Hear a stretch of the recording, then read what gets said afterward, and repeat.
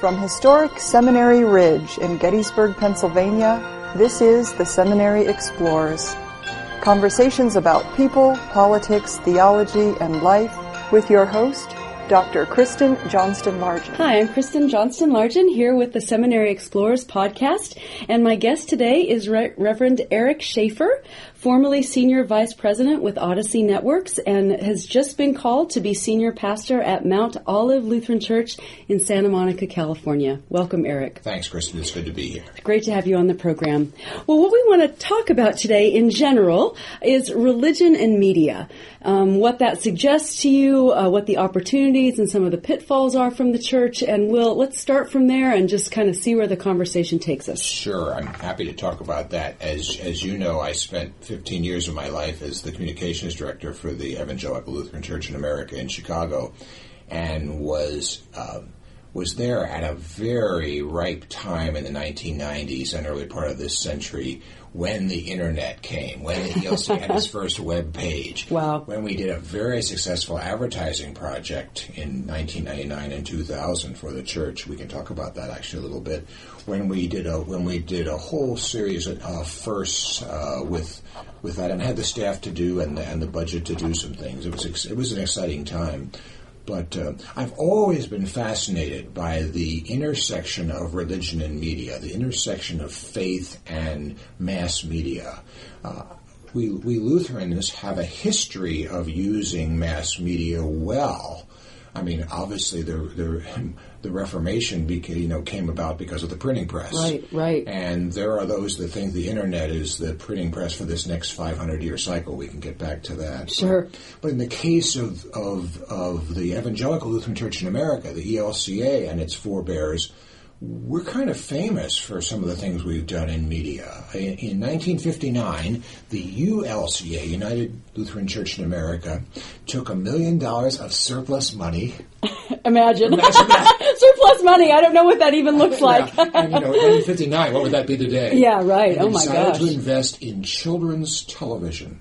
Wow. For the broadcast networks. And out of that came Davy and Goliath. Oh, right. Stop-motion animation for children, 65 15-minute pieces, and I think there were about a half dozen half-hour and one-hour specials. I ended up doing some of that work in Chicago. Oh, but wow, a little how later, fun. that was exactly fun. But they were shown, as many of our listeners will remember, on broadcast TV, ABC, CBS, NBC, kind of like a syndicated show would be today. Wow. And they were shown across the country, and having had their responsibility for bringing Davy and Goliath back, which we did in the year 2003, it was very interesting to talk to the people who grew up on Davy, Christians, Jews, people of no faith, for whom Davy was their friend. Wow. There's actually some sadness in that when I heard those stories. The only friend I had was Davy from Davy and Goliath. Yeah. But, the first television program with African-American characters really was Davy and Goliath. Oh, my gosh. I had no so idea. The Lutheran Church has this rich history, and you could go to our print, and the Lutheran Church magazines go back hundreds of years. Sure. The forebears of the Lutheran magazine now, and you could go to all of our various, and of course the great history of scholarship that you well know as a scholar, But our point is, we know about mass media. We were one of the founding partners of what was called the Protestant Hour, and now is called Day One, the religious program. And, of course, some of the most famous speakers on that program were Stempfli, Van Arsdale, and Lundblad. Isn't that neat? And they are among the best known. And when you read the history of that program, those names kind of shine.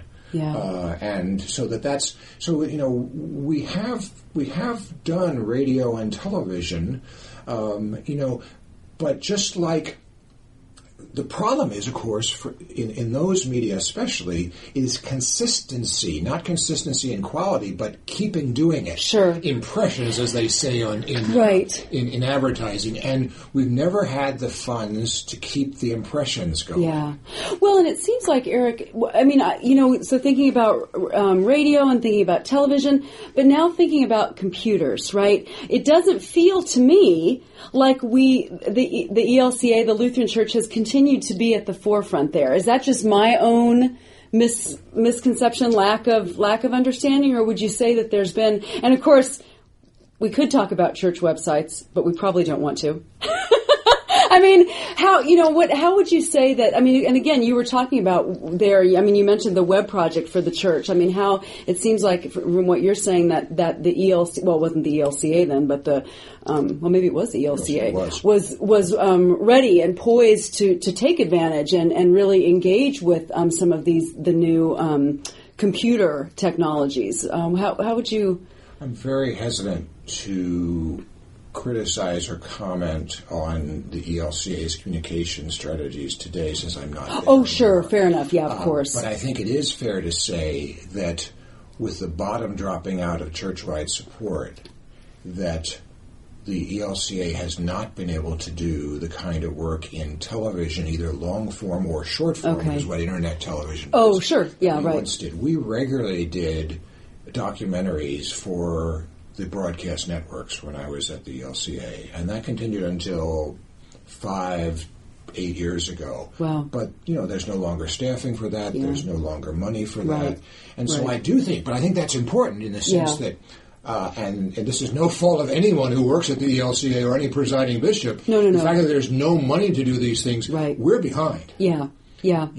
Our pastors, our lay people can get lots of good short-form video produced by Christians or, of all ilk. Right. Many of them much more conservative than we would like to see in theology. And there isn't a Lutheran counterpoint. Yeah. And we even tried to do that at Odyssey on an interfaith basis and found that everyone wanted our stuff and no one wanted to pay for it. Right. And it's a huge challenge today in this. Sure. In Odyssey's case, the bottom also dropped out of what you and I would call television with meaning. Not that there isn't wonderful television there, because I think broadcast TV right now and cable TV, this is the best time ever for dramas. Yeah. But on cable TV especially, the crap, if we can use that word, I think we can. passes for what's so-called reality TV. Right. Which is not really reality TV in the industry. We just call it unscripted television. Oh, interesting. They're really unscripted dramas or comedies. They're really not reality TV, as you well know. When you edit them, they no longer are reality. Right. But anyway, the fact that that's all that they were interested in has made it very difficult for Odyssey Networks. Right. And one of the reasons why I'm not there anymore. So, but I guess if I could make a plea, and that would be that we as Lutherans, first of all, remember our heritage as pioneers in radio and television, and then now with the new video medium being short-form video on the internet, to kind of say, how can we get it back involved in this, and where can we find our niche? Because I think it's important to do, because if we're not there anymore. We're not on the, the ELCA has some wonderful short-form pieces on their website, and they're still producing a few things like that. But with any regularity, with any wider, the YouTube channels that just, we have congregations with YouTube channels that have a lot more video than church-wide or synods do because there's no money. Yeah. Right. And that's just the reality of things. Yeah. Well, what do you see that are some of the real opportunities here that the church can and should be taking advantage of? I mean, that would affect the message that it tells the culture about itself, or what it conveys to its own members about who it is and what the call is to be Christian in the world today. Well, some years ago I served on the staff of the Northeastern Pennsylvania Synod, and I was called there to do stewardship, and the bishop said, by the way, you have communication.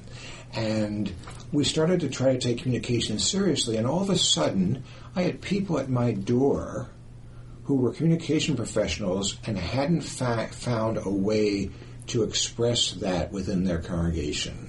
Okay. They were TV, radio, print professionals, and their congregation wanted them to be on the stewardship committee or the evangelism committee. And when they heard that the Northeast Pennsylvania Synod at that time was going to be serious about communication and we ended up doing a weekly television show. Wow. Fabulous. They actually came to me. I had people knocking on the door. The point is, there are more than ever of those folks in our pews who are professionals or are young people. Oh, right, who are amazing, right. Community college people and college people who are looking for a place to express the talents they have. So I guess, a minute ago I was lamenting the lack of money on Churchwide for doing this, but our only opportunity seems to be that we should be finding these people who are already being very creative and putting them to work. Right. For nothing as a volunteer or for just whatever we can provide for them. Right. Because I think there's a rich potential there of folks with talent who could be helping us and probably aren't now because they haven't been asked. Yeah, right. Well, and I think, certainly I can imagine at the church-wide level there a certain amount of financial support would be necessary. But, if you have a cell phone, a smartphone, and a YouTube channel, you can put up a video for very little. And, of course, it's not, the nicer video you want to make, the more expensive it is. But thinking about what's possible, again, like you were saying, with I'm not sure. I wonder if we've as a church thought enough outside the box about what even that would look like. I think you made an important point there. There was a time. And it was during the time when I was involved in ELCA communication where, because of MTV, which is now, 30 years old? Yeah, I can't believe it. Makes me feel old. If things weren't of the highest quality, people ignored them. Right. That's not the case anymore. That's right. Yeah, and younger people especially are sharing these, what you and I might call very primitive videos because of the content or the music or the fun or the embarrassment. Yeah, right. And so therefore, that gives us permission. Yes, you can do a video with your cell phone that's pretty good. Yeah. And the point is, it doesn't have to be very good anymore. Right. And so that's a wonderful opportunity for our institutions, including this institution, for our colleges, for our congregations, to say, how can we harness... I think every congregation should have a YouTube channel. Yeah. Because and then just harness their young people to use it. Right. And we should be just, what a great opportunity. Have the confirmation class go out and do videos on creation. Yeah. Isn't that a great idea? Perfect, right. Yeah, exactly. Also, that one actually also works very well on Pinterest, but just on photos. Yeah, because, right. Right. I'm aware of this. Speaking of Pinterest, and we can go a little all over the place here, I know, but I'm aware of a project called, I think it's called Sneakers for Sarah. Oh, haven't heard of it. Well, I believe there's a Lutheran connection. I believe it's a young woman who has to go under treatment for cancer treatments, and she wears her high tops. Okay. And so all of her friends and their friends and their friends are taking pictures of high tops with them in them, with flowers in them, and they're posting them on this Pinterest site called Sneakers for Sarah, which I think is also a Twitter site. Yeah. As a way of supporting this young woman in this. Well, what a creative idea. Right. Did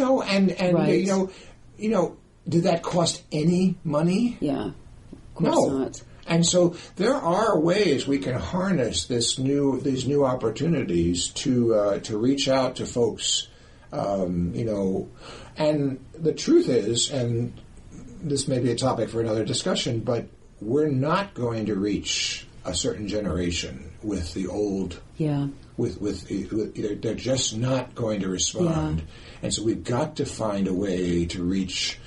This new NONES generation, which is 30-some% of those under age 35.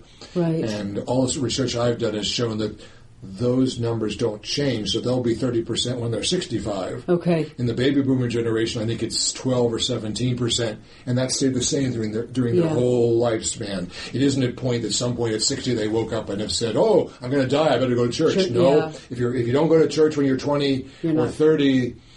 Not too likely to go when you're 60. And that is, that's a change from 50, 60 years ago when people came back. Yeah. They're not coming back. So anyway, but the point is, the communication vehicles available to us, some of which are very inexpensive, to do something fairly quality. I mean, some of the lenses on the new cell phone cameras aren't as good as any of the fine quality cameras. Exactly. I still like a camera myself, but that's partly maybe because of my age. Right. Well, we're about halfway through, so let me take a moment to again say this is Kristen Johnston Largen here with Reverend Eric Shafer with the Seminary Explorers podcast, and we're talking about different issues in religion and media. Eric, I wanted to take a shift here in the conversation a little bit and ask you about something that I hear a lot, both sides of the argument, about do different media technologies isolate us or bring us closer, right? You mentioned kind of the generation thing, and so you hear a lament. I just heard this when I was doing a presentation with a group last week, an older woman complaining about the young people who are always on their phones and they're not paying attention to the people around them, and you have the young people who are saying, this is a great way for me to stay in contact with my friends. And so if you think about one of the most important things I think that the church does is, of course, embody literally the body of Christ, right? That's who we are, and this relational existence that's so fundamental. How do we think about media technologies in that? Because again, should people be tweeting about the sermon in church, or yes, they should be. And Lutherans and Catholics and Episcopalians go crazy. I know. Can't do that. We're in the church. That's a great point. First of all, the answer to that woman or man who says that is I'm sorry you feel that way, but that's the way it is. So that's the kind of harsh answer to that. Okay. But let me be more positive. Okay. Don't leave us there, Eric. I love an example I heard in a sermon recently, and you probably, Kristen, and maybe some of our listeners have heard a similar example. The example was the pastor was preaching. Not too big a congregation, so she could look out and see that she could see the people. Yeah. And so she saw in the third row Susan from her confirmation class writing, taking notes on her sermon. And she was really pleased. And then over the other side, she saw Mark from her confirmation class playing on his cell phone. And she was really angry. Well, after church, she checked with Mark. She kind of wanted to chew Mark out, and she wanted to congratulate Susan, and she found it was exactly the opposite. Susan was writing a note to her friends and not paying attention, and Mark was writing how wonderful the sermon was and sending a tweet. Yeah, right. So, First of all, I think you've all heard the lament that no one writes letters anymore, the post office is going broke, blah, blah. There's more being written in personal communication in the year 2014 than in all of history. It's just being written electronically. Yeah. Text messages alone are probably, multiple times more than ever letters were written in a given year. Yeah. I mean, and so there's more written communication than ever before. It's just communication that some folks are not comfortable with. Yeah, right. But I think we have to accept that reality that there actually is. If we believe as Christians that we want to spread the gospel in ways old and new, and we want to use new technology, well, then of course we would want people to tweet during worship if they found a hymn that they loved, a prayer that was very meaningful afterward, we hope, and a sermon that had really good points.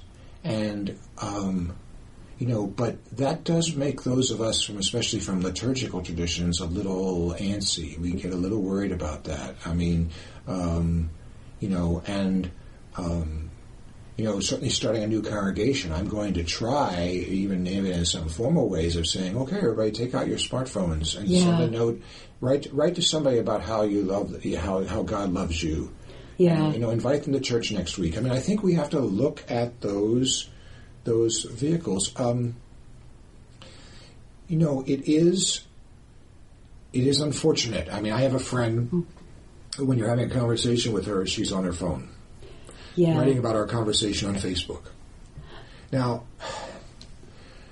part of me says, pay attention to me. Right.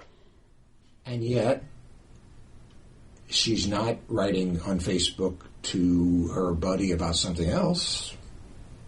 So if that's the way she communicates, I'm a half full person, not a half empty person. Which I think is great. And I also think, and I also have always preached and taught that we should be using the latest technology. It does appear to be isolating. There's a whole school of thought. Keith Anderson, who's probably one of the best known, in this area, talks about the new cathedral and the cathedral of Twitter and Facebook messages. It is now that is the new town, the new cathedral square. Yeah, and I think there's something to that.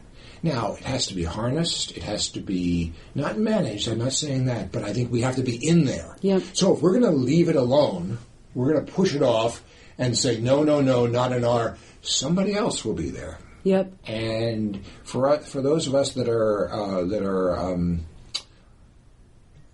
What should we say, Kristen? Moderate Christians. It may be some parts of Christianity that we're not so comfortable with. Yeah. The so-called right wing in Christianity seems very comfortable using new technology, as they always have been. Yeah. And it's time those of us in the so-called mainline get more comfortable and use it. Yep. And you can lament, it's terrible that there isn't here, and I even did some lamenting earlier about the money that we didn't have at church-wide for production. Or you can say, what can we do? Yeah, here we are. What is that money for? Yep. What's the talent that's out there? And try to figure it out. Yep. And you and I were talking before we turned this on, too, about, pastors even debating, this is going to be the year of the big faith films. Right, Noah. Son of God, Noah. And I think the one that pastors are going to be asked about more is the Heaven is for Real. Okay. You familiar with that bestseller? 4-year-old boy who died, went to heaven, and came back. Big bestseller. Yep. And this is not a conservative church, that church in the South that did Fireproof and Courageous. This is a Hollywood production of all of those. Right. Yes, Russell Crowe is Noah. Yeah, right, exactly. You don't get any more big budget than that. He wants the Pope to see it, I read. And Noah's going to have he's going to have muscles. And, I know, right? And he's going to be a powerful guy. And don't we believe that we want the largest mass of people to hear our story? Yeah. And now we're not going to like every interpretation, and we're not going to be comfortable. I mean, Son of God is outtakes from the History Channel, the History right? Channel Bible program. Yep, right. Burnett and Downey. Right. Mark Burnett and Roman Downey. Right. And, I thought the special effects were a little cheesy, but I thought it was... But I mean... Right. But a lot of people watch that. That's right. Millions of people on a cable channel that's even hard to find. Yeah, that's right. That tells you something. And right. you know that most church libraries within a year are going to have copies of the Bible and the History Channel in them. That's right. And, the same as they have Jesus of Nazareth and they have all the Hollywood films, and they'll probably have Noah. Yeah. So how can we take advantage of that? So the ELCA doesn't have money to do a major film. Well, somebody's doing it. So we should be doing a study guide. We should be doing this. When The Temptation of the Christ came out, I was invited to one of the screenings with the producer, and I wrote a review that ended up going all over the world. Wow. And where I said it wasn't anti-Semitic, and I was sitting in front of the American Jewish community people who were also there. Yeah. I didn't say that. But I also thought, I said it was Braveheart meets Ben-Hur meets the Gospels. and I mean, it was violent, and it was too violent for me. But there were people that heard the story of Jesus for the first time through that movie. Yeah, yeah. So we need to know about it and talk about it. Pastors need to be familiar with it. The last thing we want to be is condemning something we haven't seen. That's right. If we haven't seen it, we should shut up. Yeah, good. If we've seen it, we should talk about it, and then we can add our interpretation if we think it's wrong. We can support it. We can correct it. We can do whatever. Right. But now I saw you. We're already running out of time. I know. Well, go. I think what I want to end with, Eric, is what you said. I think that the thing that I want to encourage our listeners to continue to reflect on is that glass half full model, and to remind ourselves that there are certainly challenges that these new media technologies present for the church, but there are also so many opportunities, like you said, and that it's not good enough to just sort of close our ears and close our eyes and say we're not interested, we're not going to pay attention, because we are then losing opportunities to really engage with people around issues that they're finding relevant and interesting. So, Kristen Johnson Largen with Reverend Eric Shafer for the Seminary Explorers. Thank you very much, Eric. Thank you. You've been listening to The Seminary Explorers from historic Seminary Ridge in Gettysburg, Pennsylvania, a production of the Lutheran Theological Seminary at Gettysburg. We invite you to visit our website at www.ltsg.edu.